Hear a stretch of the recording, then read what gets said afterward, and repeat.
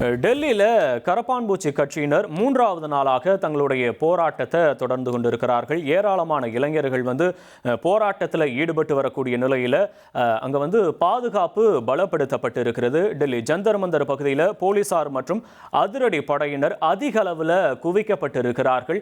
இது தொடர்பான கள விவரங்களோடு நேரலையில் இணைகிறார் செய்தியாளர் பாரதிராஜா. பாரதிராஜா வணக்கம். அங்கே இருக்கக்கூடிய கள விவரங்களை நீங்கள் பார்க்கக்கூடிய காட்சிகளை விவரிங்க. வணக்கம் வருண். நான் இப்ப நேரடியாக இங்க மூன்றாவது நாளாக ஜந்தர் மந்தர் பகுதியில் மட்டும் மூன்றாவது நாளாக கரப்பாம்பூச்சி கட்சியினர் நடத்தும் போராட்டம். இந்த போராட்டத்தில் இளைஞர்கள் மட்டும் இல்ல, பல மாணவர்கள் இங்க கலந்துக்கிறாங்க அப்படின்றத இப்ப பார்க்க முடியுது. காலேஜ் பேக்கோட ஸ்கூல் பேக்கோட எல்லாம் இங்க வராங்க. பலர் வீட்டில் பெற்றோருக்கு பயந்தாலும் கூட அவர்கள் எல்லாம் முகத்துல மாஸ்க் அணிந்து இங்க அந்த போராட்டத்துக்கு ஆதரவு கொடுக்கறத பார்க்கலாம். அது மட்டுமல்ல, முதல் நாள்ல வெடித்த வன்முறை இருக்கு பாத்தீங்களா, அந்த வன்முறை சம்பவம் குறித்தும் பலர் இங்க பதாகைகளை வச்சிருக்காங்க. பாத்தீங்களா, இப்போ ஒரு நபர் கையில பதாகை வச்சிருக்காரு. Delhi police did you sleep well, அதாவது டெல்லி போலீசார் நீங்க நல்லா தூங்குனீங்களா அப்படிங்கிற ஒரு பதாகைகளை வச்சிருக்காரு. இது எல்லாம் யாருடைய தவறு, அந்த வன்முறைக்கு யார் காரணம் அப்படின்லாம் இரண்டாவது பட்சம் தான். ஆனாலும் இவர்கள் அந்த நீட் வினாத்தாள் கசிவு அதுல பாதிக்கப்பட்டவங்களுக்கு நிவாரணம் கொடுக்கணும், அதற்கு பொறுப்பேற்று மத்திய கல்வி அமைச்சர் தர்மேந்திர பிரதான் ராஜினாமா செய்யணும் அப்படின்ற கோரிக்கைகளை வலியுறுத்தி தொடர்ந்து இங்கு போராட்டத்தில் ஈடுபட்டு வராங்க. இதுக்கு சப்போர்ட் அப்படின்னு பாத்தீங்கன்னா பல மாநிலங்கள்ல இருந்து வருது. குறிப்பா இங்கு உள்ளவர்களுக்கு உணவு அப்படின்றது எங்கேயோ இருந்து இங்க சம்பவ இடத்துக்கே வராம வெளியூர்கள்ல இருந்து வெளி மாநிலங்கள்ல இருந்து உணவு ஆர்டர் பண்ணி இங்க யாருக்கு வேணா டெலிவரி பண்ணலாம் அப்படின்ற ஒரு ஆப்ஷன்லாம் கொடுத்துருக்காங்களா.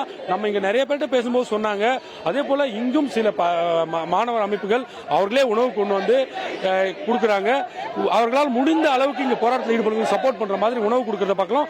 இது ஒரு பக்கம். அப்படின்னா இங்க பாருங்க, எந்த பிரச்சனையும் வரக்கூடாது, நாங்க முன்னேறி போனாதானே போலீசாரங்களை தடுப்பாங்க, அத்துமீறல் நடக்கும், பிரச்சனைகள் ஆகும் அப்படின்னு சொல்லிட்டு போராட்டக்காரர்களே ரொம்ப அழகா நீட்டா அவங்களே ஆர்கனைஸ் பண்றாங்க. யாரும் உங்கள் எதிர்ப்பை தெரிவிங்க, ஆனா அமைதியான முறையில் இருக்கணும் அப்படின்றதுக்காக இங்க வரிசையா நிக்க வச்சு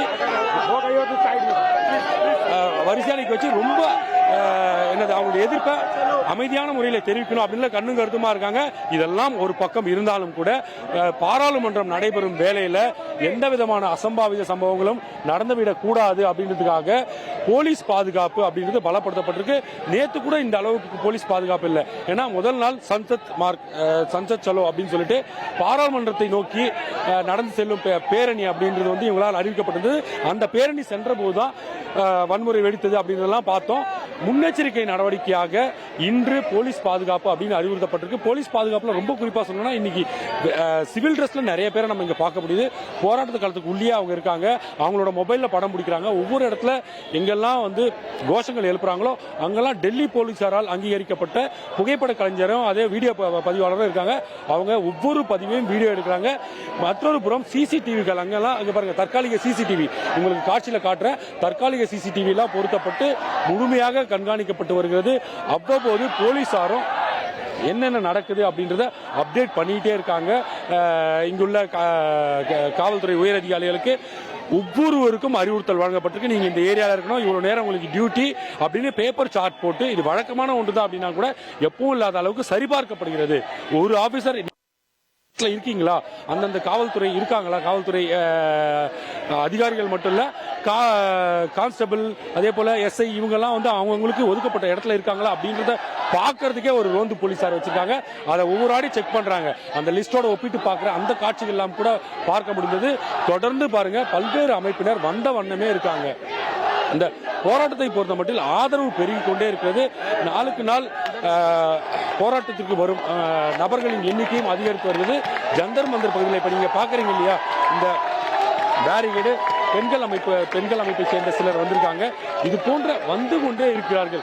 பல வெளிமாநிலத்திலிருந்தும் வரக்கூடிய காட்சிகளை பார்க்கப்படுகிறது. ஒட்டுமொத்தத்தில் ஜந்தர் மந்தர் பகுதியில் போராட்டம் ஒரு பக்கம் ரொம்ப தீவிரம் அடைஞ்சிட்டு இருந்தாலும் கூட இது அமைதியான முறையில் கொண்டு செல்லணும் அப்படின்றதுல இங்குள்ள இளைஞர்கள் தீவிரம் காட்டுறதை பார்க்க முடிகிறது. மறுபுறம் எந்தவித அசம்பாவிதமும் மீண்டும் நடைபெற்று விடக்கூடாது அப்படின்ற காரணத்துக்காக போலீசார் முன்னெச்சரிக்கை நடவடிக்கை, போலீசார் மட்டும் இல்லைங்க, ரேபிட் ஆக்ஷன் போர்ஸ் சொல்ல அதி வெளிப்படை அவங்களும் இங்க பாதுகாப்பு பணியில் ஈடுபட்டிருக்காங்க அப்படின்றத பார்க்க முடிஞ்சது.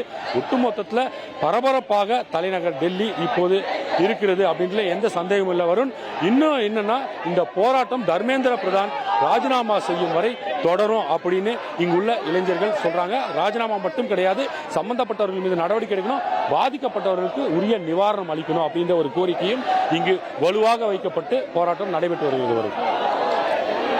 உங்களுடைய கள விவரங்களுக்கு நன்றி பாரதி ராஜா.